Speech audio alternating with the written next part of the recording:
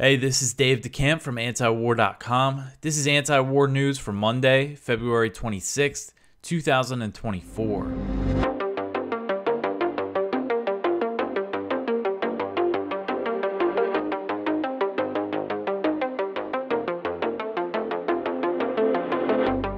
All right, I hope everybody had a good weekend. I was in Mississippi at their state Libertarian Party convention where I gave a speech and met some really cool people. Some people who listen to this show and read antiwar.com, which is really cool. So I was traveling most of the day today, but we had a lot of help. Kyle Anzalone wrote a bunch and a couple other guys here. So we have no shortage of content here.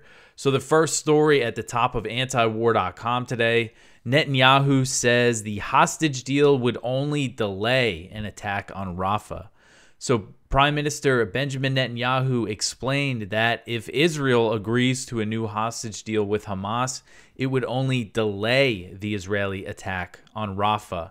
International aid organizations have warned that an attack on the city of 1.5 million will be devastating to the civilian population. So there was some progress when it comes to the hostage deal negotiations.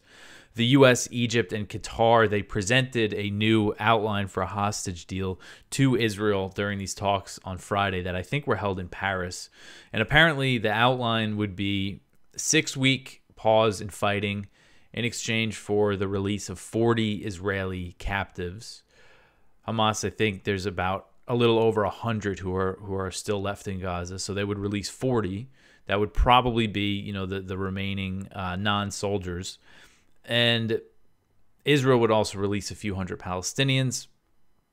But this deal was worked out between the U.S., Egypt, and Qatar. So, again, they presented it to Israel. So it's not clear if, either side is going to go for this thing. But at least that's the potential deal that is on the table. But still, you have Hamas their top priority has been trying to end this thing permanently, permanent ceasefire. And Netanyahu, what he said in this is basically that even if we agree to this deal, once the ceasefire is over, we're going to go right back at it, and that includes the attack on Rafah. He said, quote, "Once we begin the Rafah operation, the intense phase of fighting is weeks away from completion, not months. If we don't have a deal, we'll do it anyway," end quote. So saying if there is no deal, they're going to do it. And I know Benny Gantz said that they would do it by Ramadan if there was no deal, which starts on March 10th. But also, if there is a deal, they're going to do it again anyway. Now, I think it'll be much harder for Netanyahu to restart if there's a 6-week ceasefire. If there's 6 weeks of calm in Gaza, there's going to be a lot of pressure on him not to restart it, internationally at least. I don't think the U.S. is going to put any pressure on him, unfortunately. We haven't seen any change in thinking when it comes to the unconditional military support. But this goes to show that, his plan is to keep this thing going, really no matter what, hostage deal or no hostage deal. All right, so the next one here, Israeli defense minister says that a ceasefire in Gaza would mean escalation in Lebanon. So this is really something. This article is from Jason Ditz, and it says ongoing fighting on the Lebanon-Israel border may well get much worse, according to Israeli Defense Minister Yoav Gallant, commenting on the ongoing ceasefire talks looking to at least temporarily stop the open-ended offensive against the Gaza Strip. Gallant says that Israel will, quote, increase fire in the north independently, end quote, if there is a pause. So he's actually saying if there is a ceasefire in Gaza, they're going to increase fire against Hezbollah, against southern Lebanon. And Jason points out here that one thing Hezbollah is saying why they're not looking to negotiate a deal right now is because of what's happening in Gaza. They've been saying once that is over, then we will stop. And this is Israel saying basically that they're going to escalate. If we're not fighting Gaza, we're going to start, ramping things up against Lebanon. So, and when there was the 1-week truce back in November, things really calmed down. Everything calmed down in Iraq and Syria. up in Lebanon. So this just goes to show that Israel is thinking, you know, of provoking a bigger war in the region. And these comments came, you know, the fighting, the trade of fire across the border between Israel and Hezbollah continues. There was an explosion this weekend on the Syrian side of the Syria-Lebanon border, which killed at least 3 Hezbollah members.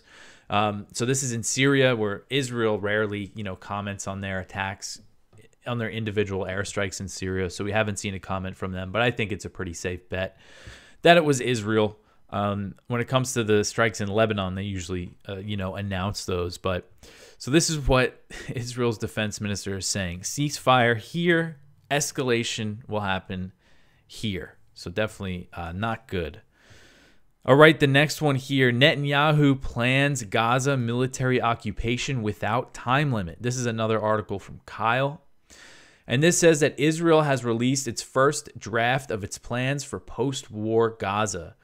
Throughout the 4 months of a brutal onslaught, Israeli forces have decimated the Strip and killed around 30,000 Palestinians.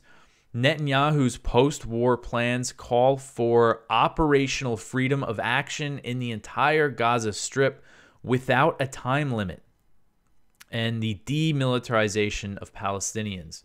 So, of course, Netanyahu releasing his post-war plan, it's not some peace plan for a two-state solution. It's a permanent military occupation of the Gaza Strip. And they first released this document on Thursday, and according to a translation from NBC News, the document says that Israel will, quote, maintain its operational freedom of action in the entire Gaza Strip without a time limit, and the security perimeter being created in the Gaza Strip on the border with Israel will remain as long as there is a security need for it, end quote. So that's that so-called buffer zone that's at least 1 kilometer within the Gaza Strip from the Israeli border that they're creating, and they're also building this road south of Gaza City to separate northern Gaza from southern Gaza. And this plan also calls for control of the border between Egypt and Gaza. And that is something that Egypt has warned against, this idea of Israel basically taking over that border as well. That's the one border, the Rafah border crossing is the only one that Egypt controls going into Gaza. So this would basically give Israel complete control of all the borders of the Gaza Strip. And he says he will not, Netanyahu is also saying that he will not allow the rebuilding of the Gaza Strip to begin until Palestinians have been de-radicalized. So now, remember, we have also seen Israeli military intelligence saying that Hamas can't, even if they destroy Hamas's military, structures, that Hamas won't be defeated. They will continue on as a guerrilla group, as a terrorist group. So, this idea of de-radicalization after killing so many Palestinians, which is, of course, going to help Hamas recruit, this is just open-ended. And I think, the ultimate goal, again, for Netanyahu is that they want to get the Palestinians out of there. But, yeah, this is just... it goes to show, again, you see all this rhetoric from the U.S. like, oh, yeah, we envision this great two-state solution in the future, but it's just not in line with any sort of reality. All right, so the next one here, U.S. officials are alarmed by Israeli disruptions to aid. So this is another one from Kyle. And it says the White House has asked the Israeli government to end attacks on police in Gaza. Targeting the civil police force has caused more chaos in the Strip and made aid distribution nearly impossible. U.S. officials believe that the Israeli actions to prevent aid deliveries in Gaza are creating a humanitarian crisis, similar to the situation that once existed in Mogadishu, Somalia.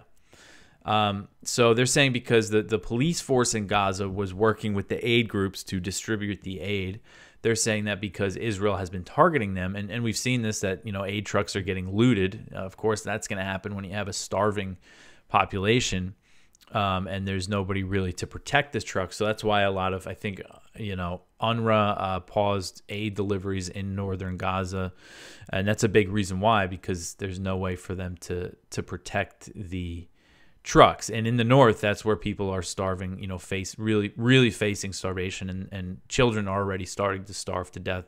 We've seen reports of, one child here, one child there dying of starvation. And, that's going to keep adding up. So, and apparently, according to this, the U.S. believes that Israel, is taking all these actions that are preventing aid deliveries. All right, so the next one here, a U.S. airman sets himself on fire at the Israeli embassy to protest the Gaza genocide. So this happened on Sunday, and this is a really crazy story. And if you're watching here, you can see the picture of him on fire, and this is, again, in front of the Israeli embassy in Washington, D.C. So an active duty U.S. airman, a member of the U.S. Air Force, set himself on fire in front of the Israeli embassy in Washington, D.C. to protest the U.S.-backed slaughter of Palestinians in Gaza. According to Axios, a video of the incident shows the airman, who is yet to be publicly identified, saying that he would, quote, no longer be complicit in genocide, end quote. And he also said he was about to engage in an extreme act of protest, and he went on and said, quote, but compared to what people have been experiencing in Palestine at the hands of their colonizers, it's not extreme at all. This is what our ruling class has decided will be normal, end quote. And he said that right before lighting himself on fire. So I haven't seen the video, but it has been the first reporter that I saw who obtained it is a woman named Talia Jane. She's an independent journalist, and she was tweeting about it. And then I saw Axios and CNN and Task and Purpose, and all these media outlets have the video, and they all said it, the same thing about it. So while he was on fire, the airman repeatedly shouted, "Free Palestine." He burned for about 1 minute before law enforcement officers extinguished the flames. And then, according to Jane, the journalist, one of the officers initially drew his gun on the airman as he burned. That was the reaction, to pull out his gun. So Washington, D.C.'s Fire and Emergency Medical Services Department said in a post on X that the airman was transported to a hospital with critical life-threatening injuries. The department also said that the officers who extinguished the fire were members of the U.S. Secret Service. So, I mean, this has to be a first. I've never heard of a member of the U.S. military lighting themselves on fire to protest something that the U.S. military and the U.S. government is supporting. And, I mean, this is a extreme action, and very, it's not clear if this guy's going to survive. Hopefully he does. You got to think there's a lot of things an active duty person in the military could do to show, to protest this thing, besides lighting themselves on fire. But hopefully he lives. And I think it does go to show just how extreme this thing is, that this slaughter that the U.S. is supporting. And the numbers right now, it's approaching 30,000 Palestinians killed, and that's Gaza's health ministry number, which doesn't account for the thousands of people who are missing and under the rubble. Over 69,000 wounded, and about 2/3 of these casualties are women and children. So this is very, I think this is the most extreme thing we've seen in the U.S. in response, when it comes to protests or potential reaction to what the U.S. is supporting in Gaza, and it's from a active duty airman. So, again, hopefully he survives. All right, so the next one here, Israel hinders Gaza aid by delaying visas for aid workers. This is another one from Kyle. And this says, this is kind of another way that Israel is hindering aid deliveries. It says that they're using bureaucratic red tape to delay the entry of aid workers into the West Bank as well as Gaza. And this is reported by Haaretz. They said Israel's Population and Immigration Authority is refusing to grant visas for employees of international aid agencies that operate in Gaza and the West Bank. Officials in Israel claim that the visas had not been issued due to bureaucratic rearrangement. However, aid workers told Haaretz they believe the denials are politically motivated. So this is really just another way that Israel is delaying the aid deliveries.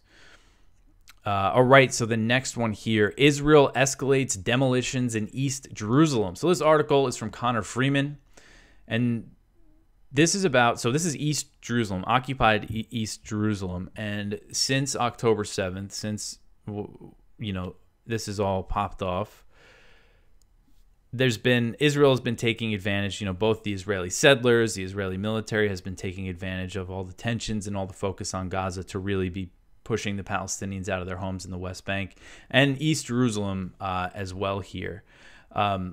So, you know, and this is under the cover of the slaughter that's happening in Gaza. So according to Al Jazeera, in the eastern side of the city of Jerusalem, the Jerusalem municipality has been escalating home demolitions since the brutal Israeli onslaught in Gaza began last year. East Jerusalem, where 362,000 Palestinians live, has been illegally occupied by the Israeli military for almost 60 years, along with the rest of the West Bank. Tel Aviv's pseudo-justification for their organized destruction of Palestinian homes is the claim that these residents are built without permits. So basically, the Palestinians can't get permits to build things in these occupied territories. So their lack of permits, you know, they have to build homes and businesses and stuff, and then the Israelis use that as the justification to demolish these places and kick the Palestinians out. And he has the number in here somewhere of the number of demolitions. So East Jerusalem has seen 87 residences belonging to Palestinians destroyed by Israeli authorities since the October 7th Hamas attack, compared with 97 home demolitions during the first 9 months of 2023. So you could see that there's a clear spike in these home demolitions. All right, so the next one here. The U.S. reverses course on West Bank settlements. This article is from Will Porter at the Libertarian Institute, and it says that the planned expansion of Israeli settlements in the occupied West Bank is inconsistent with international law, Secretary of State Antony Blinken said, potentially signaling a policy shift for Washington. Speaking to media in Buenos Aires on Friday, the top U.S. diplomat addressed reports that Tel Aviv intends to construct thousands of new settlement units across the West Bank, saying that the White House was disappointed by the news.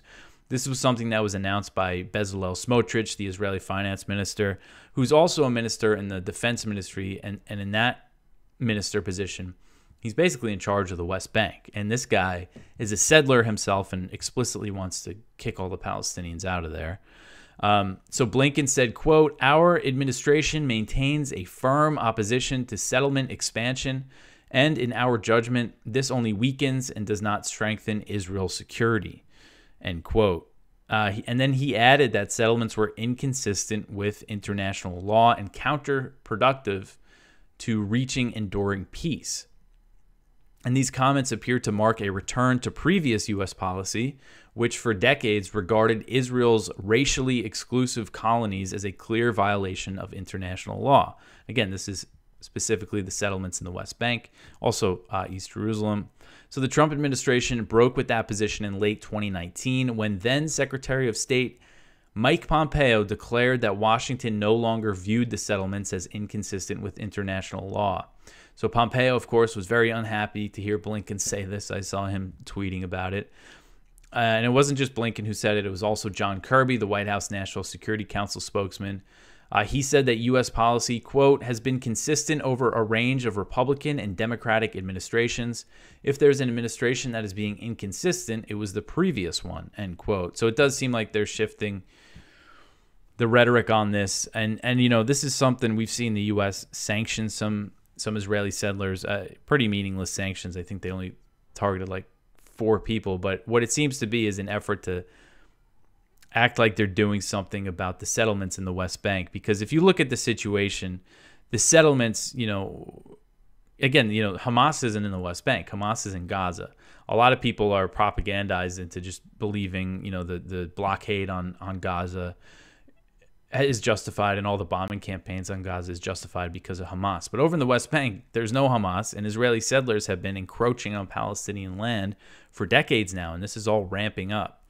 And obviously that's an impediment to any sort of peace deal. There's over 500,000 Israeli settlers in the West Bank. So I think that's why they're kind of doing something, changing the way that they're talking about this.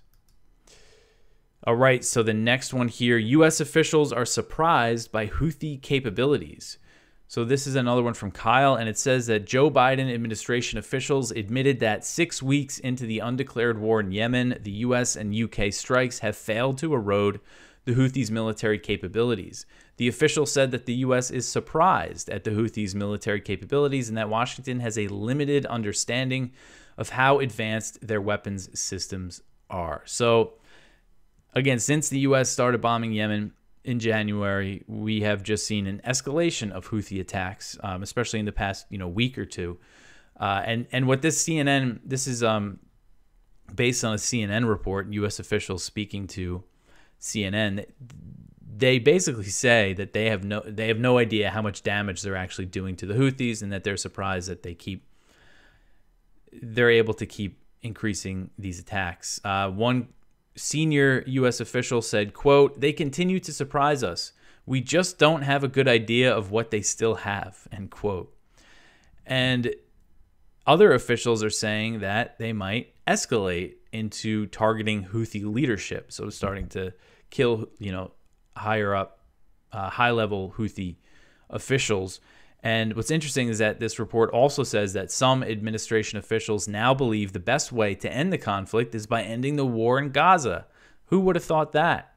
And those officials believe that the Houthis will be faithful to their stated policy that the strikes on shipping will end once the Israeli onslaught in Gaza concludes. So hopefully more and more officials in the U.S. government begin to understand that, but unfortunately right now it seems like escalation is the name of the game here.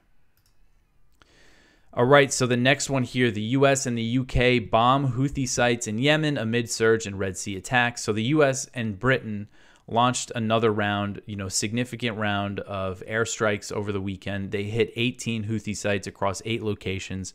So the U.S. has been constantly bombing Yemen, hitting a few targets at a time, but this is the 4th time that the U.S. and the U.K. launched kind of a big round of airstrikes in Yemen.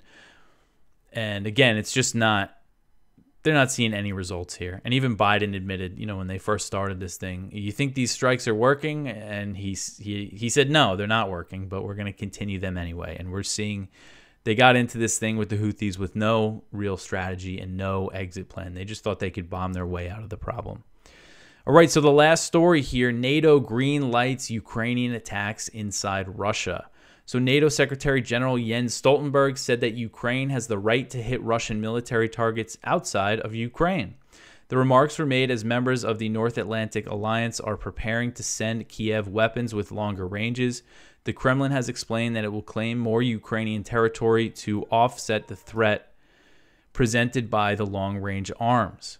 Stoltenberg said, quote, "Ukraine has the right to self-defense, and that includes also striking legitimate military targets, Russian military targets outside of Ukraine. This is international law, and of course, Ukraine has the right to do so to protect itself," end quote. So apparently this is the first time that Stoltenberg explicitly endorsed Ukrainian attacks inside Russia. So very, very provocative statement here from NATO, and very concerning. All right, so that is it for the news for today. Please go check out our viewpoints. We have one from Bryce Green, shielding U.S. public from Israeli reports of friendly fire on October 7th, about how these stories about Israel killing Israelis in their response to the October 7th attack. It's being widely reported by Israeli media, but it's been basically buried by Western media besides kind of independent media sites. One from James Carden, Post-Soviet Failures, Present-Day Realities. One from Robert Kohler, The War on Gaza, Public Relations versus Reality. And one from John V. Walsh, Putin Explains Why Russia Isn't a Threat to Europe. And one from Julia Gledhill, Biden Wants to Put U.S. on a Permanent War Footing. So that is everything for me for today. Again, I hope everyone had a good weekend. And you could always support this show by sharing it, telling your friends, liking, subscribing, YouTube, Odyssey, Rumble, wherever you watch. Follow us on Instagram, Twitter, and all that stuff. I will be back tomorrow. Thanks for listening.